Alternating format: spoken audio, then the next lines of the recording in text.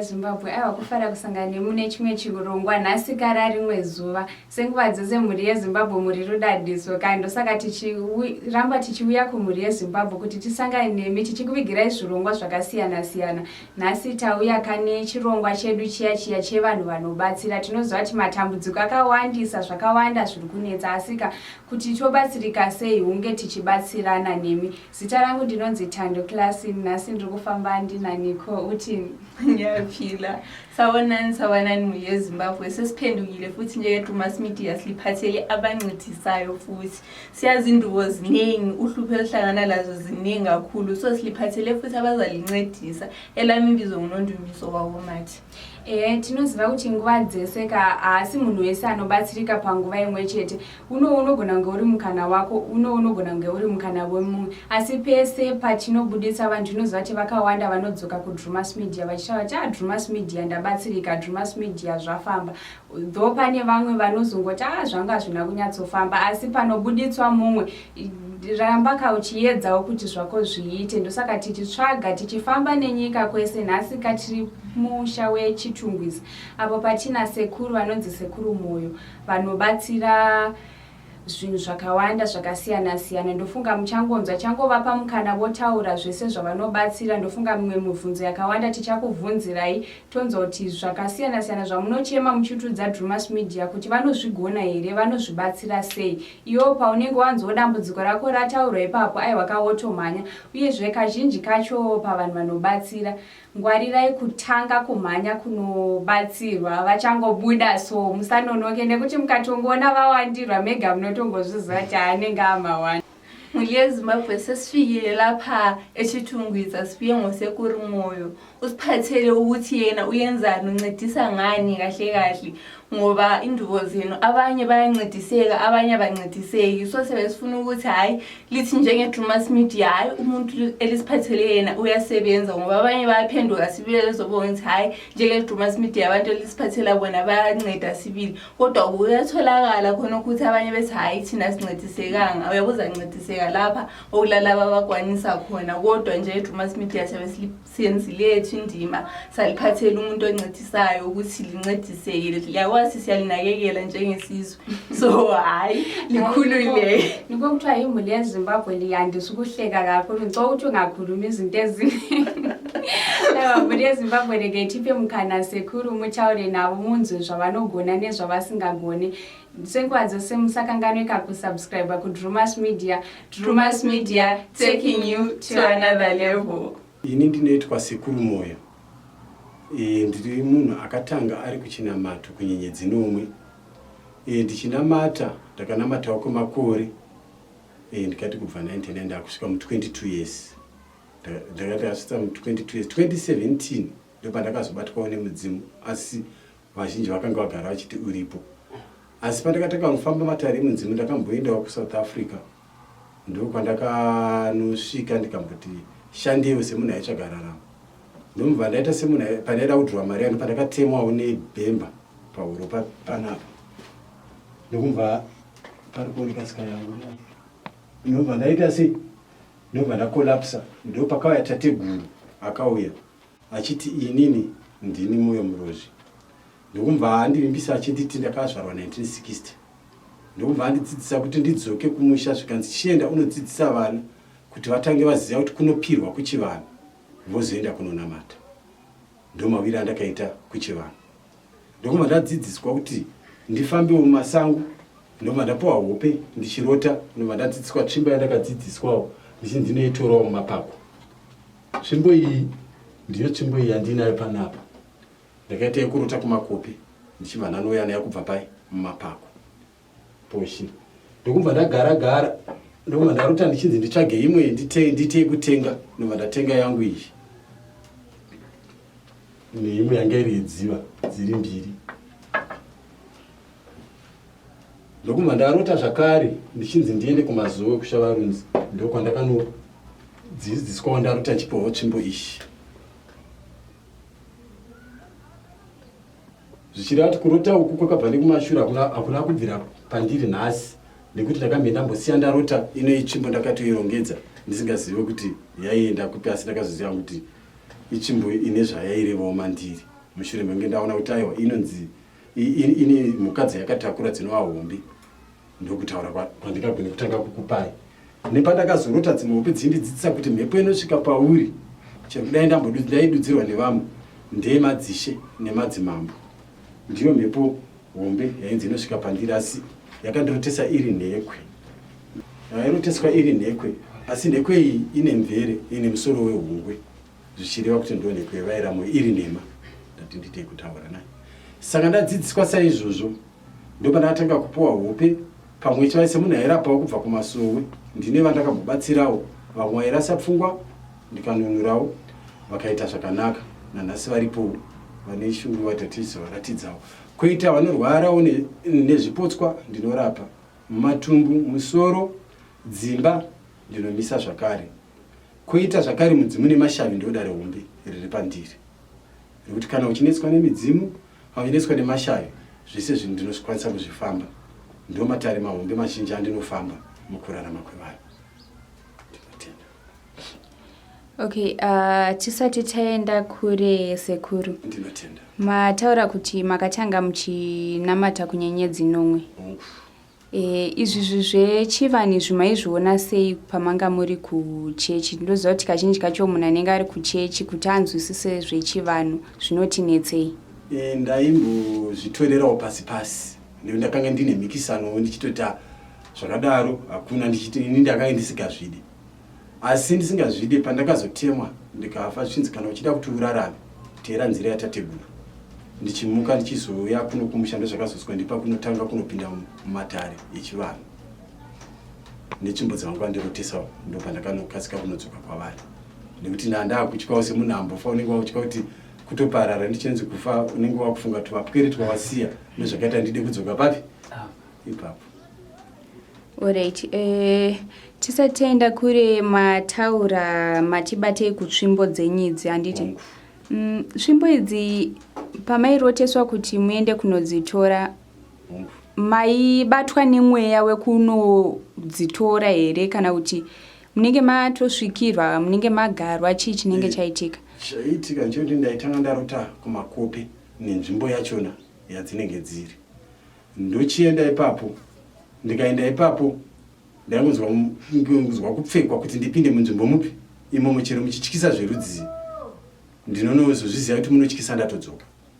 Saka kuri ati ndaipinda ndatosvikirwawo nemhepo ipi. Iyo nanhasi zvinotongoitika kuti mwe nguva ndinodzika mumasango handisingagoni kupinda ine nyama yangu, anongori kukwaniswa kupindwa nemhepo. Okay. Saka pamunenge matora tsvimbo iyo munenge muchiziva kuti inoshanda chii kana kuti munotozoudzwa kana kubatsirwa nevamwe? Pekutanga pandairota ndaitanga ndadzidziswa kuti tsvimbo iyi iri kunotaura kuti wakunopinda matare echivanhu, nekuti ndakanga ndichiti kana uri mudzimu wechokwadi ndipe muenzaniso netsvimbo dzenyu muchindiudza kwadziri kwamakadzisiya nekuti ndiwo mudzimu chaiwo. Nekuti ndikatanga nekutenga inini hazvaindifadza nekuti unenge usiri mudzimu. Ndozvakaita kuti nditi ndiudzei padzinenge dziri.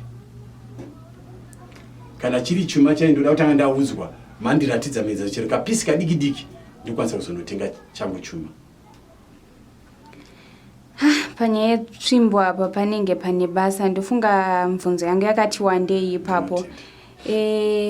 Saka tsvimbo iyi inenge yakaiswa nani zvakaita kuti imimi muzosiya kwesoku kuchechi muzouya kuchivanhu muye muchienda kunotora tsvimbo, ndeye yakamirirei tsvimbo yachona? Kumazuva aripo pakufamba ini ndakarota zvichinzi mhepo inosvika pandiri ndeyatateguru akanga ari mambo. Nhasi vazhinji vanoti zvanga ari mambo, inini kuzidzisa dzanga ari mambo ndakati ndirote sei tsvimbo ndanzi unofanira kutsvaga tsvimbo yechivanhu. Saka vamwe vanotanga nemudonzvo iyaya, ini handambotanga nemudonzvo upi iwoyo nekuti ndakanga ndisina mudonzvo. Ndobva ndati kana muri imi chaivo vanosvika pandiri tateguru ndiudzei kwamakasiya tsvimbo dzenyu nekuti makanga muine tsvimbo dzamaifamba nadzo. Ndo zvakaita kuti nditange kunoroteswa ndichiudzwa kunzi enda pakati unotora, ndomawira ndakaita nazo. Oreti zvichireva here kuti ninga ramakatora tsvimbo yenyu ndo ninga remadzitateguru enyu? Harisiro ninga rematateguru edu. Ndakungotiwo ndakangoroteswawo iri imomo nekuti ndikati ninga yematateguru aiwa iri munzvimbo yavaira mufu. Indiri murozvi wendirimeera mufu. Saka tisingazivi mukufamba kwavaiitawo vachitsvagawo maraiwa mumasahwira kana kuti vaifamba sei, nekuti vaizongonosiya tsvimbo dzipi dziya ndichichirati zvazvine chikonzero pamwe pakusiya tsvimbo ndopandaisingazoziya kuti vaisiyirei. Asi indange ndichienda enda unotora tsvimbo inoratidza kuti uri murozvi uri ishe. Aiwa, tinotenda. Then chimwe chinhu zvekare ndechekuti kazhinji kacho ndofunga tinombobuditsa vanhu vanobatsira muchivanhu vakati wandei, asi nguo dzamakapfeka nenguwani hatisati tambosangana nazvo kazhinji, tinosangana nazvo asi kashoma. Imi yenyu zvikuratidza kuti zvakati siyanei nezvinowanzoshandiswa nevamwe. Hongu ndinotenda chinonzi mambo ndokusaka tatora micheka yembada. Machira aya anotaridza ushingi neumambo, ushe hwavaifamba nawo nekuti vaipfeka matehwe embada ekuratidza kuti ndimambo, ndo airatidza kuti mambo asvika padare. Saka ivo vanenge vakukurotesawo isu totsvagawo ari machira nekuti matehwe akuti tindetsei kuwana. Saka mukureva kuti vanokutungamirirai o vanosvika kwamuri vanga vari mambo? Hongu zvavakaita vanga vari mambo. Kumhondoro ndokwatakaноtora nzvimbo pane nzvimbo yemurambwa, kurati ndo ishe murambwa. Zvichireva kuti zvainzi ishe murambwa akanga ari mera shumba, asi isusu takazonotora ushe uyu nhasi ndiwe vaira muina, nhasi tisi tinotonga kupi kumhondoro iko kwamurambwa. Asi kwataibva vaiti takabva nekuguruswa, ndobva takazonoona utongi taane mhondoro. Sekuru, mungatitsanangurirawo munogona kubatsira like matambudziko akasiyana siyana anosangana nevazhinji?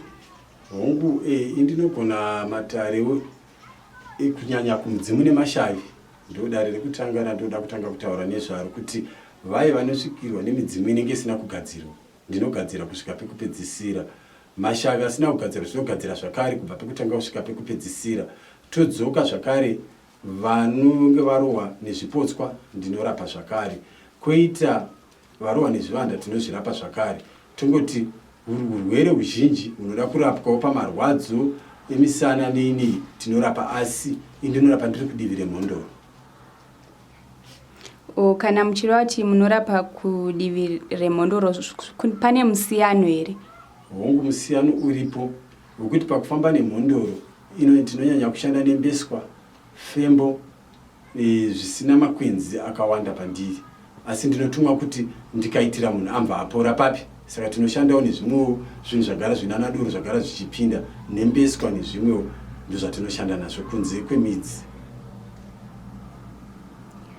Okay, saka pakubatsira vanhu zvikwambo munobvisa here?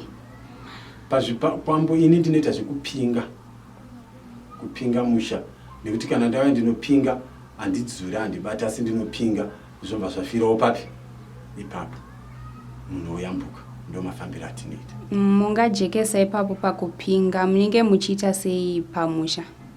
Pamusha tine hoko dzatinoveza.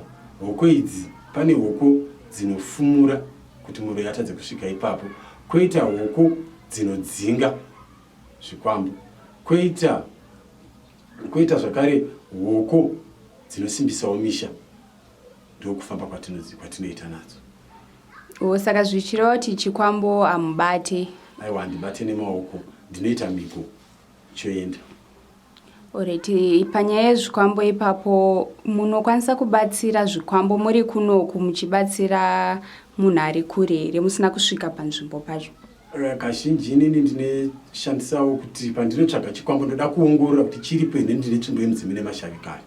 Saka ndinotodeedza mhepo, totaurirana tichisaenderana mazwi papi pamhepo, munhu achiporawo zvichishandukawo, chokwadi chabuda pachena. Ndisina kusvika paari, pane zvinoita kuti nditaure ndisina kusvika kwaari ndomupindura, kozoita kuti kana iri mhepo yechikwambo anotosvika panzvimbo, nekuti kana asina kusvika panzvimbo handingakwanise kubudisa nhau yake zvakanaka. Munobatsira here mbavha? Nekuti mbavha ndo chimwe chechinhu chanetsa, zvikwambo nembavha. Pambavha ndinokwanisa kupafamba zvakare, asi inini ndinopinga kunyanya. Chekutanga ndinonzi kana mbavha yakange yaba ndinotopinga zvekuti ndichangudzosera ndinoda kutoti gaachifa, nekuti afana nemunhu aponda, nekuti akabira munhu chaamubira ndinoti zvina nafe. Saka ndinoita miko dzekuti ngaafe zvake. Zvichireva kuti kana ndabirwa ndichida kuti zvandabirwa zvidzoke, hazvidzoke asi munhu anofa, ndizvo here? Akarwadziswa ndokuti adzoke nazvo, kana asina kurwadziswa haangadzoke nani nazvo. Saka miko dzinotodiwa kuti tikaita miko iye akarwadziwa odzoka nani nazvo, tomoroyenora orarama. Ipapo pambavha munopabata sei? Nekuti kazhinji kacho mbavha haibire munhu mumwe chete. Imi mukaita kuti arwadziwe, kazhinji kacho haazozive kuti zvandiri kurwadziswa ndezvekupi. Kazhinji tinoita mbavha dzimwe dzinouya pamisha yevanhu, naye handizvo naye dzauya pamisha yevanhu. Saka isi paya patsoka dzake dzaatsika idzo ndo dzatinoda, ndo dzandoda kutonga nadzo. Tsoka dzipi? Ivhu rasiya tsoka matsiko ake hazvineni kuti ari mubhutsu kana kuti ari paya, asi ndoda ivhu ripi iroro. Kana apinda mumba yatsvairwa mumba mupi, ivhu iro ndo randinoda. Muchiwanzozvida kwenguva yakareba sei? Nekuti ndogona kubirwa ndozouya kana kuti pane vhiki?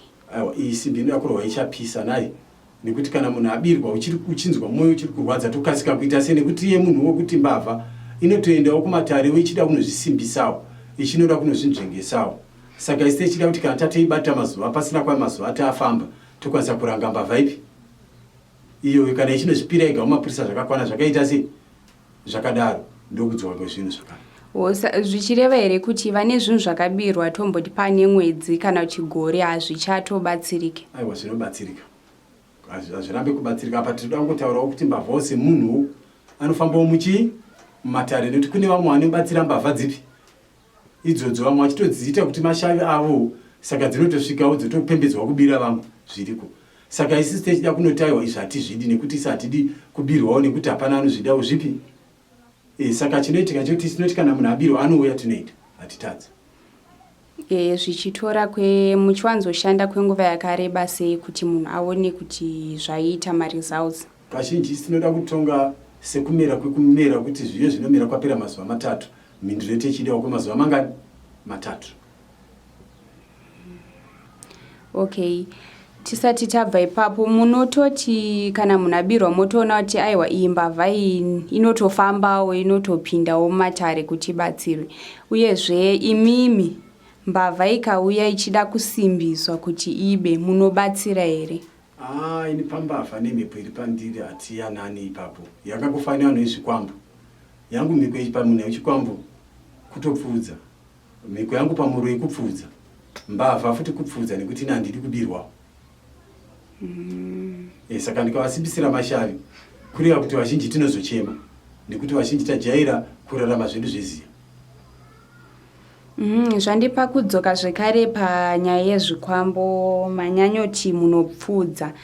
Kana munhu akabata akapiwa zvikwambo asisade zvikwambo zviya munomubatsira sei? Uyo akasungunuka anouya togara pasi toonesana tobvisa zvikwambo kuzvibvisa tinozvibvisa kana zvichitwa zvotsva kana zvisingatsve tichinodzosera kwazvakabva tozvidzosera nemuko nemutoo wazvo semarevero azvakaitwa zvinosiyiwa kupi ikoko. Asi kana zvaakuda munhu ndopatine taakuzokumbira kuti aiwaka taakuti anga zvichiparara zvinhu izvi tozoisawo chipisiro chewaika nehangaiwa kuti tichenurewo ropa rake kuti aregedze asarenda basa ripi rakaipa raanga achiita. Saka zvikwambo zvinoita kuti imimi mobatsirana kuperekedza nemunhu akabata kwaakazviwana munotosvika muchitaurirana kuti tinoda kuti tisvike totaurirana nemupi wacho pachitori nedzimwe hama dzakewo dzichiona pachena kuti zvinhu taita sei zvasarendwa. Mune zvirwere here chamungati aiwa izvi handikwanise kuzvirapa? Pazvirwere zvaakusiyana kuti ini ndinorapa zvipotswa. Kana ukaitawo dambudziko remudumbu zviri zvechivanhu kunyanya ndinokurapa, kana zviri zvivanda ndinoita sei ndinorapa. Kozoitawo kuti pane zvirwerewo zvatinoti handikwanisewo, ichi chakauyawo handisati ndapiwa nzira yacho. Kana ndazopiwa ndichataura, zvakafanana COVID dzakauya naye ndizatoda kuisa padhuze, asi ndapiwa nzira yani, asi kana tapiwa tichataura. Koita icho chirwere chenyika chagara chichinetsa handisati ndane nzira yani yacho zvakare, asi tumwe turwere tudiki utu aiwa ndinopedza. Oreti, tinoziva kuti mukubatsira kazhinji vanhu vanobatsira havatende kuti pane zvimwe zvinhu zvavasingagoni. Imimi mune here zvamunoti aiwa chero zvikadii izvi ndo zvandinonyanyogona kubatisisa, zvimwe zvingangotsvedzawo zvombopotsekawo, asi pane ichi chekuti chero rikabuda nekupi zvinoita? Inini kukauya vanhu vemudzimu nemashavi, vane mudzimu nemashavi nevanopenga ndinobatsira, nezvivanda zvacho ndagara ndichitobatsira, nezvipotswa izvi ndinokwanisa kuzvirapa zvisina kana nguva kana mubvunzo nenguva yangu diki. Tine zvakare vamwe vanonetseka nenyaya yembereko, kazhinji kacho munobatsira here ipapo? Uyezve nekuchinja mbereko, pane vamwe vanogona kuti inini ndanyanyisa vasikana ndinodawo vakomana, munobatsira here ipapo? Hongu, izvi ndinozvikwanisa. Zvekuchema mbereko pane vamwe vatakakumbirirawo vakabatawo vana vanavo. Koitawo kuti kuchinja mbereko harisi dambudziko, zvinokumbirwa zvinochinjika, zvirambe kuchinjika zvese izvi. Okay, ko tine varume kazhinji kacho vari kuchema hanzi takasungwa mumba hapana zviri kuitika, hazvina kumira mushe. Munokwanisa here kusimbisa kana kusunungura vanenge vakasungwa vai? Hongu, ivavo ndinovakwanisa. Matare andinokwanisawo nekuti mumwe anogona kusungwa uri udyiswa, toburitsa udyiswa kupi wobuda munhu yakusimbiswa zvakare.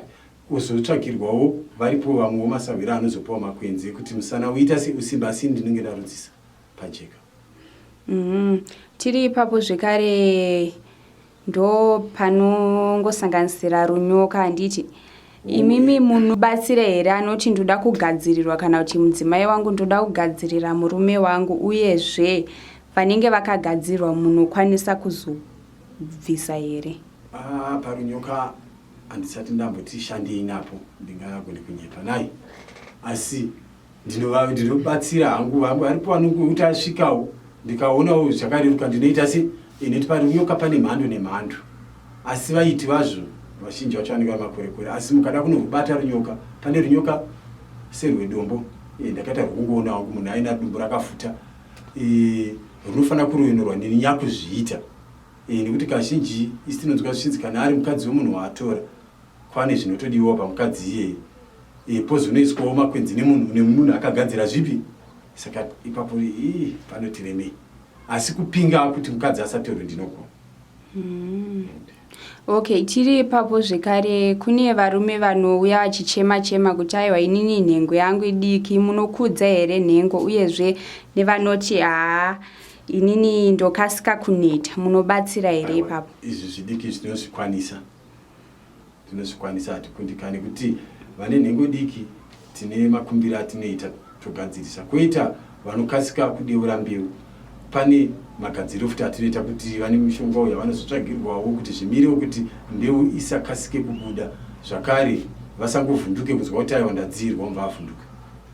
Alright, ndiri pakukudza nhengo ipapo, mune mazuva here amunotarisira kuti aiwa kudarika kwemazuva akadai zvinenge zvaita, uyezve mune zera here rekuti aiwa baba apa zvichaite?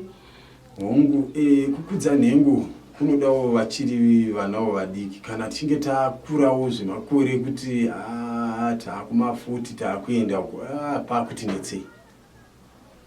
Nekuti zvagodza zvingangoita zvekuti zvakura hazvo mbichana asi hazvichakurise makuru azvanga zvifanira kuita kubva tiri vadiki. Nekuti tinonotonga nauyi taendawo pamuti, pane muti watinonoita zvatinoita toenzanisa. Iye ndianoti zvakwana tozonodimbura chatinodimbura papi kuita kuti zvaenzana padimburira pazera raari kuita se raanoda.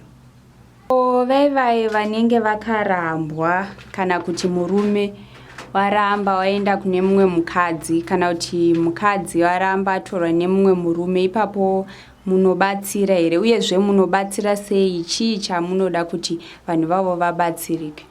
Kazhinji vanhu vakadaro tinokumbira nekuti kazhinji chiri kuitika, vazhinji vari kutanga kunoti vanotorana nekumadzinza vasati vasunganidzwa. Saka ipapo ndo pane nhau yese, nekuti murume kwaaenda haana kusunganidzwa nedzinza rekwaenda, saka tinogona kumudzosera kwaakabva. Ndira kuti kumukadzi wake wekutanga anogona kudzokera ikoko, kana iye mukadzi kudzoka kumurume wake wekutanga, nekuti dare ravo taakutanga kunorisunganidza voita chimwe chete. Sekuru, unokwanisa kusvitsa here mudzimu munhu asipo? Unokwanisa here kusvitsa mudzimu? Unosvika here kana hama dzisipo, pasina kana hama yemunhu anenge achisvitswa mudzimu ipapo? Hongu, mudzimu tinokwanisa kusvitsa iye muridzi wacho aripo chero pasina hama, nekuti mudzimu haunetsi kudeedza. Ipapo tinoudedza wotaura zvaunenge uchitaura, iye muridzi aripo. Tinogona kuzoti wamira pane masawirawo anenge aripo anozomusumirawo nhau ipi, nhau iyoyo semafambiro ataurwa nemhepo. So zvinoita here kuti munhu onzi akasvitswa mudzimu vekudzinza kwake vasingazvizive, dare rotofamba rakadaro?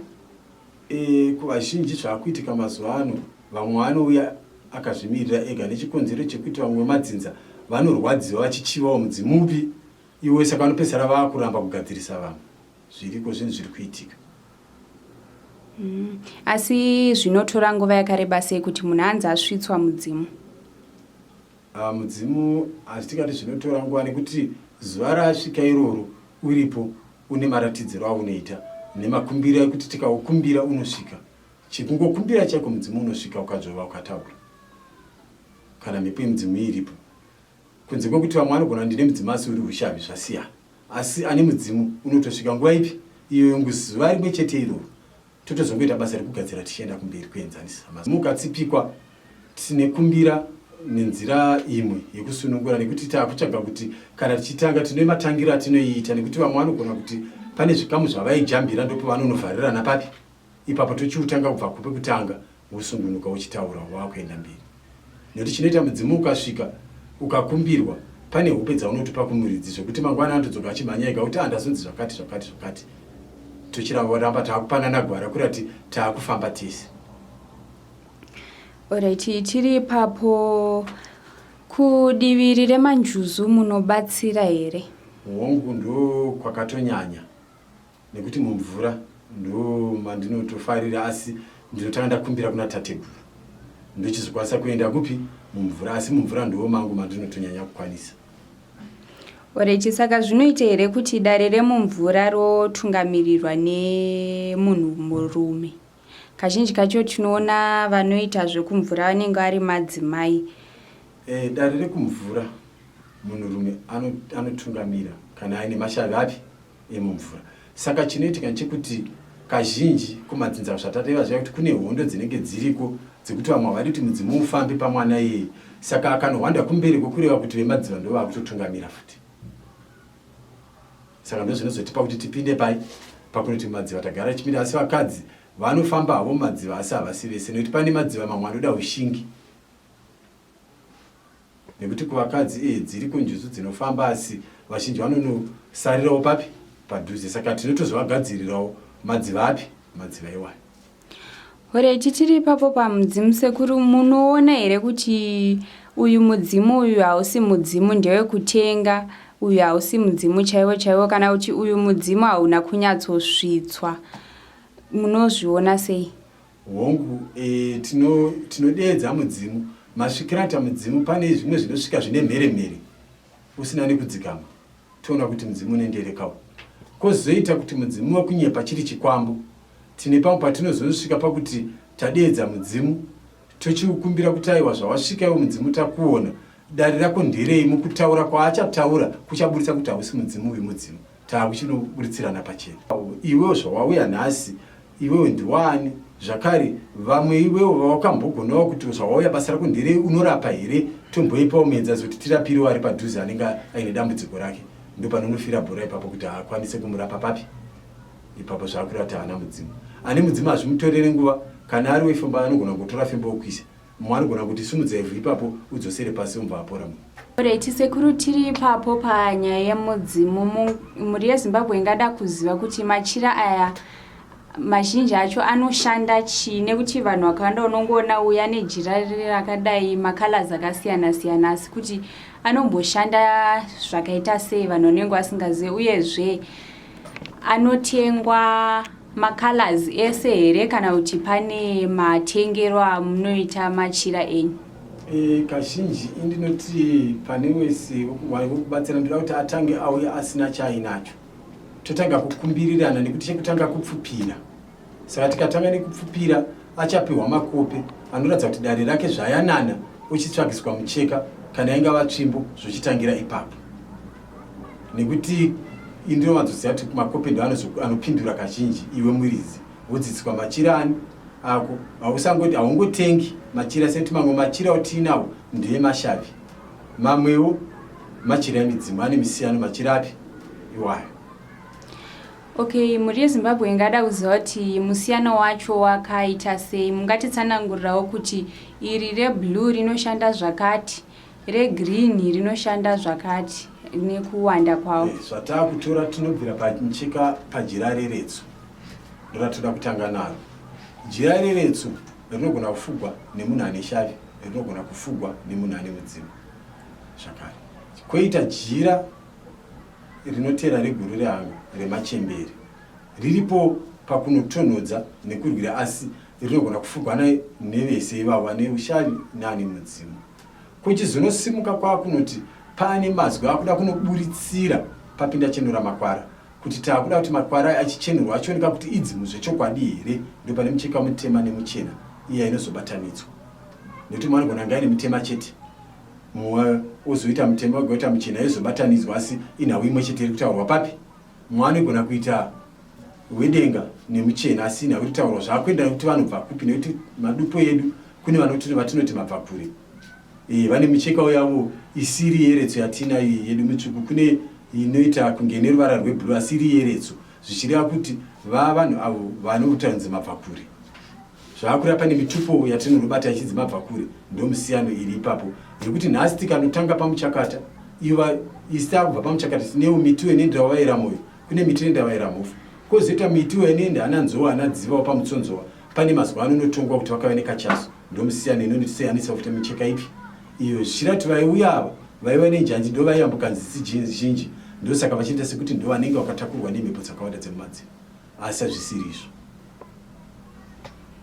Okay, ko mimwe micheka iyaya yakaita kunge, ndofunga tine micheka yakawanda kuchivanhu. Ndangotaura hangu pari padiki, kune imwe yakafanana nekuti vamwe vagona kutora yeblue, pane inopenya, vamwe votora yegold, pane inoita se inopenya zvakare, zvichireva kuti iya ushavi. Kana ndatakura gold kana ndiri kukumbirawo makwati pfuma, iro reblue iro raane mhere kumachembere kuti aiwa ndiri kukumbirawo mundivhurirewo gwara nenzira. Muchenawo kana muri mukati medziva kana kuri kupi kwakukumbirawo kuchenurwa, kureva kuti pane vamwe vanokuti musha wakaparwa mhosva unengozi, asi iye haakwanise kuiri pasi, anogona kumboiramba kuti aiwa sandinewo ndakaita mhosva yandisi kuiramba mukandivhurira kuti charipa nhau ipi zvine zvishanda futi nekumicheka zviriko koita mimwe inenge yakabata urwere huri panyama yemunhu iriko zvakare micheka yakadaro cheka mutsvuku vanhu vanoti chinoti madzviti azhinji pachishona kuti madzviti asi kana taakunodzoka tinoziva kuti mumusha umu dzinzari makarombwa mune zvikwambo poshi nengozi ndopanonopindira dzviti saka micheka yawo inenge uri pauda kunotonhodza nhau dzipi dzeropa rakadeuka ndodzatatareva kuti dzichazonosvika pane chipisiro chegwai nehangaiwa kuti toda kunotonhodza nhau ipi yemucheka iwo mutsvuku ndiyo yandotofarira kuti kana ndakuda kutonga back to sender toshanda nemucheka mutsvuku. Back to sender yaya yamunoita inoshanda kwenguva yakareba sei uyezve chichinonyanyoitika kana maita back to sender? Kazhinji kana munhu anga akapika kuti mumwe afe isitoti mucheri wegomba naye acherera mugomba isi tinoti yenga achipinda mugomba mupi rake raachera iyi saka tinoti kana anga akapika kuti nhasi kana mangwana indinotiwo nhasi namangwana ngazvige zvaitika kwaari. Alright, Sekuru, tiri ipapo zvekare tine vanhu vakawanda vanowanzonetseka, vamwe dzingava nyaya mhosva dzinenge dziri kumakoti, vamwe kungava kuda kugadzirisa mapepa akasiyana siyana, mamwe ekufamba, mamwe pekugara. Nyaya idzodzo munobatsirawo here? Hongu nyaya idzodzo tinodzikwanisa, ndinobatsira. Handizikundike nekuti kufamba kunoita vanhu. Vamwe vanouyawo osikopindirawo nauya asina kupara zviripo momugadzira. Koita kuti mumwe hongu nawo aipara asi akuziva kuti chakanaka ndechipi, anofanira kukundiswa. Munhu upi iye nanhasi tinomukundisa. Okay, ko vanhu vanenge vari mhiri munovabatsira sei? Munokwanisa here kubatsira munhu ari kunze kwenyika, kumuitira matare pafoni kana kutomubatsira nedambudziko rake ari kure? Hongu mazwi tinogona kuti asvike kwaari, asi kumubatsira kwatinoita kazhinji tinenge ndakukumbira weukama hwake kana kuti munin'inawo anga ari padhuze aone mafambiro atinenge tichiita nezvatinenge tichifamba nazvo tese. Zvichireva kuti chero padare panenge pachitodiwa hama, ndizvo here? Ndinodawo padhuze chero mwana wake tikwanise kuziva mafambiro kuti chinoitika uchanopira uyu chiita asi asingaone zvauri kuita azvizobudise chokwadi kuti nhasi anzi matengadoro manodira musango here pamwe ratengwa rikanwiwa naye andizvo naye. Saka ndichida chokwadi chekuti pane chapupu chinenge chine maziso ekuona zviri kuitwa papi padare, naiyewo achiona mayambutsirwo endochikwanisa kuti chivazivisa zvakati, chivaziva nekuti kana ndapa matari inini nhare handikwanisi kuibata inodzima kana kutongofawo. Saka ndendatoone mumwe wechipiri anenge amirira kuita basa ripi iro. Sekuru, mune here zuva ramunoti hamufe makarikanganwa mukushanda kwenyu muri pachivanhu, chero muri kwamakatangira kuchechi? Hongu, zuva randisingakanganwi izuva randandiri kumazururandi randakatemwa nembavha ndichida kutora mari yangu ndikaroteswa tateguru vakafa 1960 vachindidzidzisa mafambiro anoitwa kuchivanhu, sezvo ndakanga singazive chivanhu. Ndovakandidzidzisa tsoka dzandiri kufamba nhasi, ndo pavakandipawo maraiwa kuti chienda unofamba divi iri, kana uchinge wapedza kuchivanhu wazoonekana une matateguru ozoziva kuti kunonamatwa, ndokudzidzisa kwavakandiita. Saka zuva randiri kangano nekuti ndiri munhu akambofawo ndikazomukawo padare ripi iro. Zvichireva here kuti mukada kusiya zvamuri kuita izvi vanodzoka zvekare? Inini ndaamunhu akutozvitya nekuti ndiri munhu akambopinda dambudziko nekuti mukaona pakaoma kuti munhu afonerwe kunzi afa, uchisvika chiri pane vanhu vanokuziva chikutiza chitori chipoko here kana kuti ndiwe, zvinhu zvakangorema. Saka kuti ndizodzokera pagare zvinhu zvandakutya. Kana nanhasi kana shungu yekutoenda kunze kwenyika handitorina, ndakungona kuti katera matare avo ndokuti ndiraramewo. Tinotenda pane mashoko amungada kusiyira here kumhuri yeZimbabwe? Hongu, ini ndoda kusiya mashoko ekuti pamhuri yeZimbabwe paita dambudziko rekuti kana tikange tichiitirwa matare ngatitairirwe matare apere ese, kwete kuti tikapfupira chinonzi kupfupira tenga kanyama aita musango apedzera ipapo, ko mbudzi yeushavi hapana. Unobva ipapo kana uchiita dziva ngariitwe nemazvo, kana wasukwa dzimwe wozoita ubira musangomhanya kuita mapira musina kupedza maswi. Zvakare doro zhinji nderekubika, harisi rekungotenga remakwato. tinotenda. Ndo mazwi angu. Nezvakare kuti ngatiponei uchenjeri tichiona kuti kwatiri kufamba ichokwadi here, nekuti vamwe muchanovandira vakaromba vakakupai zvimwe zvirombo hatizvidi.